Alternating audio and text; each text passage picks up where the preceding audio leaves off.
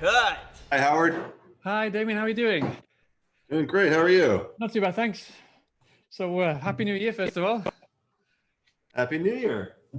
How are things over there? Just doing fine. You know, it's really kind of business as usual. I've got 3 kids under 5, so if I'm not with them, I'm working, and I don't have a lot of time for the insanity of the world, if you know what I mean.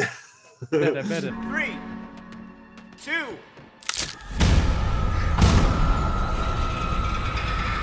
Time to go off script. The reason I asked you about everything that was going on, especially with kind of Trump and all this stuff, is social media's gone crazy, you know, and that directly kind of made me think when I was watching the film again yesterday, your film, just the toxicity of social media and the power that social media has is something that I don't think you can even imagine would have got to the levels it got when you made this film, no?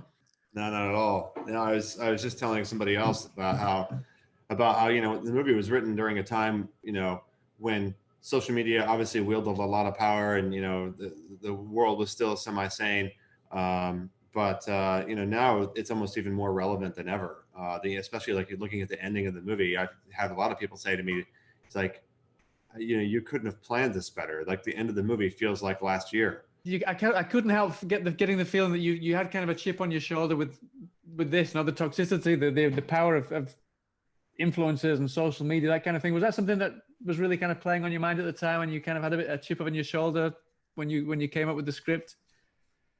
Well, I mean, I was always aware of how certain influencers were, you know, like these days, everyone and their mom knows an influencer or is an influencer. And, you know, in my experience, a lot of these people are fairly insufferable. You know, they're all about themselves, and they're incredibly narcissistic and are only concerned about getting their blue check mark. You know, I was only trying to portray something that is accurate. I think it almost became, it was very prescient. You know, I think that I had no idea that whenever I wrote something that depicts somebody committing suicide on camera, that months later after writing that, I would be reading a story about someone doing that very thing on Facebook. Was it Facebook? TikTok, I don't know which it was, yeah. Well, the first one that I read about was on Facebook, and then the TikTok didn't even exist then, but or it was called something else. But and then, you know, you hear about these horrible stories of people, you know, murdering others or torturing others and streaming it live. All that was still pretty new at the time that I wrote Cleansing Hour, but now it's commonplace. Now people don't even bat their eye at it. It's really terrible. It's clear that you've been a big horror film fan for a long time. But when it comes to making films about exorcisms, horror fans love them. There's no doubt, and that's why there's so many. But it must have been really daunting at the same time, because it's such a crowded subgenre. Yeah. You must think, right, we've got to get this right, because if it doesn't stand out, it's just another exorcism film. There's so many out there. So that must have been a daunting task to come up with something that's not been done before, or something that people can appreciate, that's similar to other ones. But what were you really adamant about including in the film, that just to make it stand out from other stuff that we've seen similar to that before? Well, there were a few things, and a lot of it surrounds, you know, the possessed character of Lane, and wanting to, you know, sort of, I'm always cognizant of my favorite possession movies and sort of paying homage to those, but I think this one has the most similarity to The Exorcist. And right. one of the things I wanted to do differently from The Exorcist is I actually wanted to make the possession makeup feel a little bit more realistic. Right. They go very theatrical, very over the top in The Exorcist, and I wanted this to feel more like, you know, if you were there, you would believe that this might actually be happening. So we went way more subtle with the facial transformation on Lane over the course of her possession in the movie. And then the other thing is that I'm actually quite proud of is the demon voice. Yeah. How do you voice the possession? And in the short film, we did a combination of like pitching down the actress's voice and blending in a couple other people's voices that we dubbed over it. And I wasn't entirely happy with that result. So that's one of the benefits of making a short. It's sort of like your trial run. Yeah. But for the feature film, what we did was we actually used a wonderful, wonderful talent, Tara Carcian, who is the daughter of Pat Carroll, who voiced Ursula in the '93 Little Mermaid. All right. And she's got the most incredible, scary voice. And it was she was my first choice. She was absolutely phenomenal at it. And then what we did was we blended her voice with Alix's in different ways, depending on what the character was doing and how emotional the character was. So sometimes you'll hear more of Alix's voice coming through. Sometimes you'll hear, more of Tara's voice coming through. But what we ended up doing was creating, I think, a truly unique voice that's different from anything you've ever heard in any possession, and is frightening and very bespoke to this film.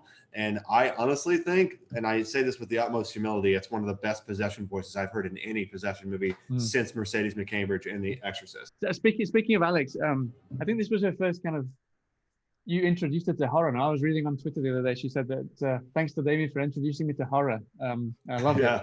So She doesn't watch a lot of horror. But from her performance, you wouldn't think so, because she puts in a fantastic performance as when especially when she's possessed now.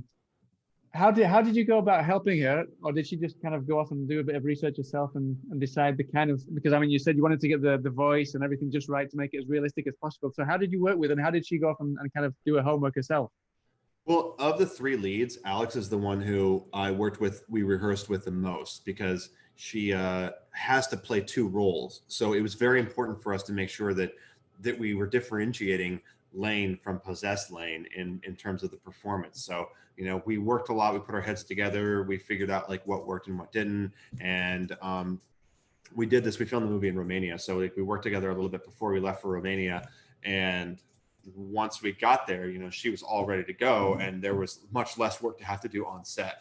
But the basic philosophy behind it was that, and this is what I told her, I was like, imagine that, your body's being inhabited by like something that doesn't belong there. So it's not going to be as keen at operating this sort of vessel as you are, right? So you're going to look a little bit more awkward. You can sort of imagine that you've got a tree branch sticking through your limbs, and that's trying to move your arms versus like your own muscles. So she took that and ran with it, and that's how she created the possessed Lane. And it's great because she's sitting in a chair most of the time, and she still managed to pull off this very intimidating, powerful presence.